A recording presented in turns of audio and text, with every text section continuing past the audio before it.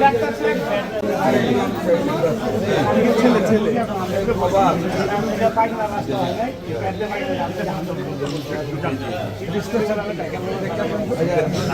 হয়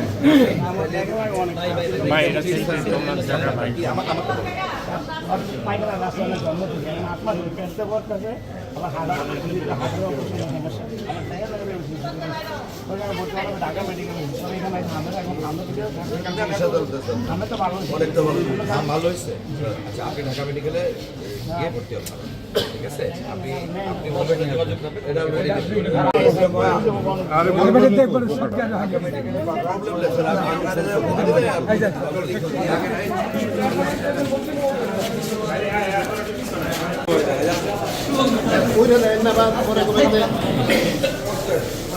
অ্যান্টিভেনমের কথা বলছিলেন আপনারা।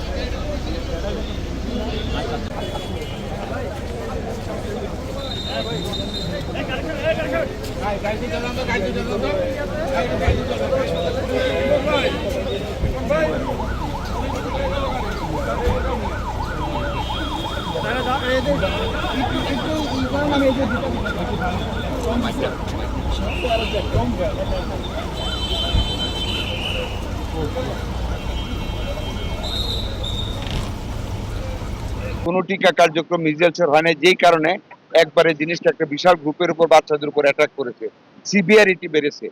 এটাই হলো কারণ। বিগত দুইটা সরকারের সম্পূর্ণ ব্যর্থতা টিকা না দেওয়ার জন্য এই মিজেলসের এই প্রাদুর্ভাবটা ঘটেছে। একটা জিনিস আপনাদেরকে বলি, আমরা কিন্তু একটা শূন্য গোয়ালের উপরে সরকারের। যেমন আমার একটা বিশাল মন্ত্রণালয়, আমাকে যদি বলেন 10টা টাকা দিতে গজ কিনে দেন, আমার কাছে টাকা নেই। একেবারে লুট করে গিয়েছে টাকা, কেয়ারটেকারের সময় টাকা রাখেন। আমি নিউজটা দেখার পরে সাথে সাথে কোনো বিলম্ব না করে আমাদের ডিজি মহোদয় আসছেন, সাথে ডিজি সাহেবকে নিয়ে আমি এখানে এসেছি। আমাদের মাননীয় সংসদ সদস্যদেরও ইনফর্ম করেছি। ঘটনাটা হলো, এখানে জেলা হাসপাতালের সুপার সাহেব যে ইন্টারভিউটা দিয়েছেন এবং যেই মেয়েটার কথা শোনানো হয়েছে যে সে জলাতঙ্কের টিকা দিতে আসছে, সে টিকা না পেয়ে এখানে বলছে টিকা নেই, সে 3টি টিকা বাইরে থেকে কিনে এনে দিয়েছে। আর সুপার সাহেব ইন্টারভিউ দিয়েছেন, উনি সবাইকে টিকা দিয়ে পারবেন না, ক্রমে ক্রমে দিবেন। ওনাকে টার্গেট দেওয়া হয়েছে যে এই টিকা আছে, মাসব্যাপী দিতে হবে। এই নিউজগুলির সাথে বাস্তবতার কোনো মিল নেই, যেটা দেখে আমরা এখানে আমি এসেছি।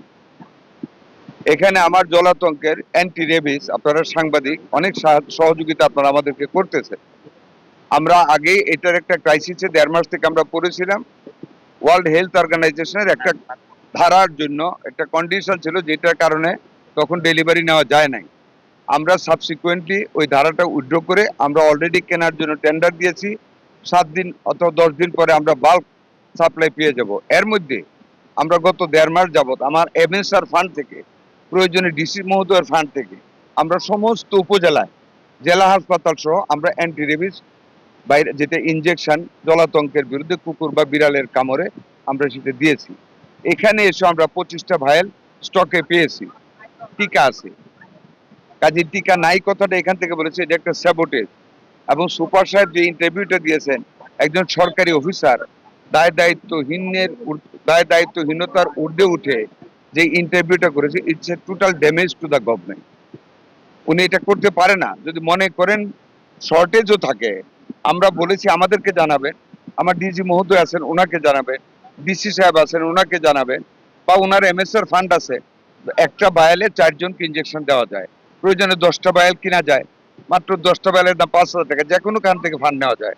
আমাদের ডিসি মহোদয় আছেন, আমার জেলার প্রশাসক এখন নিয়োগ হয়েছে, আমাদের এমপি মহোদয়গণ আছেন, যে কাউরে শেল্টার না নিয়ে উনি একেবারে এরকম একটা ওপেন ইন্টারভিউ করতে পারেন? আপনারা বলেন করতে পারেন না? না, সমাজ সেবা যেতে হবে না, আমাদেরই ফান্ড আছে, আমার এমএসআর ফান্ড আছে, যে এখন আমরা খোঁজ করেছি, টাকা আছে আমাদের।